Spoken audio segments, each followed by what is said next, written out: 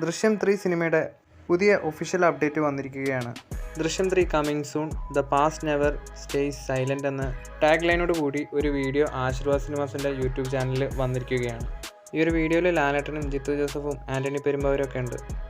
ഒക്ടോബറിൽ ദൃശ്യം 3 സിനിമയുടെ ചിത്രീകരണം ആരംഭിക്കുമെന്ന് ഒഫീഷ്യലി ഇപ്പോൾ കൺഫേം ചെയ്തിരിക്കുകയാണ് ആശീർവാദ് സിനിമാസ്. നേരത്തെ സെപ്റ്റംബറിലായിരിക്കും സിനിമയുടെ ചിത്രീകരണം തുടങ്ങുന്നതെന്ന് റൂമേഴ്സൊക്കെ വന്നിരുന്നു. അപ്പോൾ ഒക്ടോബറിലാണ് സിനിമയുടെ ചിത്രീകരണം തുടങ്ങുന്നത്. അടുത്ത വർഷം 2026 സിനിമയുടെ റിലീസ്. ദൃശ്യം 3 എന്ന സിനിമ പാൻ ഇന്ത്യൻ റിലീസോട് കൂടിയാണ് വരാൻ പോകുന്നത്. ഇതുവരെ വന്ന ഈ ഒരു ഫ്രാഞ്ചൈസിയിലെ സിനിമകൾ പോലെ തന്നെ ഒരു ഗംഭീര സിനിമയായിട്ട് ദൃശ്യം 3 മാറട്ടെ എന്ന് തന്നെ നമുക്ക് പ്രതീക്ഷിക്കാം.